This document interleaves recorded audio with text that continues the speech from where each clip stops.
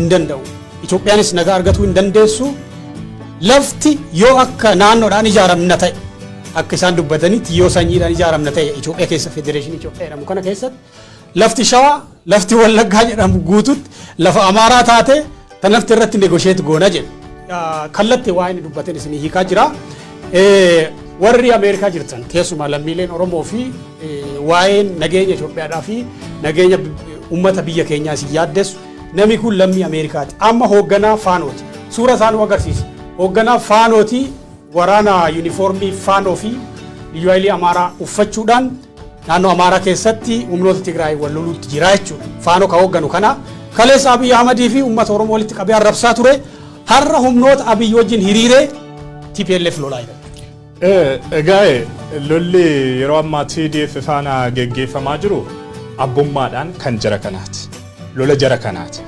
Dr. Dabratsiyoon ስለማልዳ kan inni jedhe ibsa isaa keessatti walumaan dhageenya. ለትግራይ ህዝብና ለአማራ ጽንፈኛው ኃይል የህልውና ጉዳይ ነው። ዮካኑ መተ ትግራይቱ በዳ ዮካንሞ ሁምና ፍንጣሌሰ ከነቱ በዳ ጀቹ አቡማዳን ሎልኩን ከንጀረ ከናቲ ነምኒ ኬኛ አለታን ኦሮሞ ኦለዴማን ኦሮሞ ወራኔ ኦሮሞ ፖሊሲ ኦሮሞ ጀዲ በመቃበር ባደት ከኒፊ ከነኒ ዳቄጡማ ጅሩፍ ቃማ ጅበ ገዲፋጎ ሀገነ ገኡ ኦሮሞ ኦሮሚያ ረቲ ቀቡፍ ሎለ ኢሳን ከናት የቹዳ ኡመን ኬኛ ዳቄ ከነኒ ሎሉ ረቲ ከነኒ አረጋሙ የቹዳ ቃምኒ ኩን ከሌሱ ማማ አቲካ ስቴት ገራ ደሴት ዴቢኤ ገራ ናኖ አማራት ዴቢኤ ደሴ keessatti amma faannoo kan qindeessu faannoo kan hoogganu lola sanaaf kan bobbaasu fi dajanin noonaallen jedhu gaafaasan dajanin isaan ta'an maalidha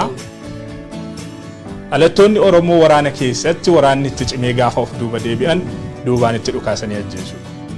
akka isaan lubbuudhaan hin baane achitti rashanu kaleessa dheengadda maaltu godhamaa ture ajajoota waraanaa dhalootaan oromoo ta'an magaalaa dasee keessatti akkasitiin harka duubatti hidhanii aga nama furi akka du'aniidha kan agahaa jirru amma meegaadha amma kana confirm gochuudhaaf yeroodhaaf danqamne jiraanus ajajoonni olaanoo raayyaatti sabiyyaa jechuudha isaan kanaaf kan lolaa jiru oromoon isaan kanaaf kan dhumaa jiru ilaalcha kanaafidha kan dhumaa jiru amma lola kana osoo irra aananii kallattiidhaan kan isaan deeman garamitti gara oromiyaatti gara uummata oromootti wallagga balleessuudha kan isaan deemaa jiran wallagga dhuunfachuudha kan isaan deeman shawaa balleessuu shawaa dhuunfachuudha kan isaan deemaa jiran diinni keenya tokkoffaan TDF jedhu gadduun faasonti isaan dubbatan itti aanee dhageenya diinni keenya tokkoffaan TDF dha itti aanee kan jiru jedhanii hundi isaan diina baay'ee qabne ቪዲዮ ሰነለ gaddu dhageenya deebina achi irra dubbadda አሁን ስልጠና እየተሰጠ ነው አይቆምም በገፍ አሁን ብዙ ማይተኙልን ጠላቶች አሉ ስለዚህ እሱ መከላከል አለባቸው ጠላቶቻችን ዋናው ጠላት የኢትዮጵያ ጠላት ቁጥር 1 ጠላት የትግራይ ወራሪ ኃይል ቁጥር 2 ቁጥር 3 ቁጥር 4 አሉ አይደል ቁጥር 1 ሲጠፋ እነሱ ይዳከማሉ የቀሩትን በቀላሉ እንትን ይላሉ አሁን ሸኔን የኦሮሚያ ልዩ ኃይል ከፍተኛ ተጋድሎ እያደረገ ግን አሁንም ወገኖቻችን በገፍ ይታረዳል የቤንሻንጉል ክልል ልዩ ኃይል እና ሚሊሻ ተጣምሮ የጉምዝ ታጣቂን ወያኔ ያሰለጠነውን ከሱዳን እየገባ ከፍተኛ መጎሳቆል በህዝባችን ላይ ያደረሰ እንደነበረ ታውቃላችሁ አሁንም የኃይል ተደራጅቶ ገብቶ እየተመታ ግን በቂ አይደለም ብቻው ቀጣይ ስራ የሚጠይቀን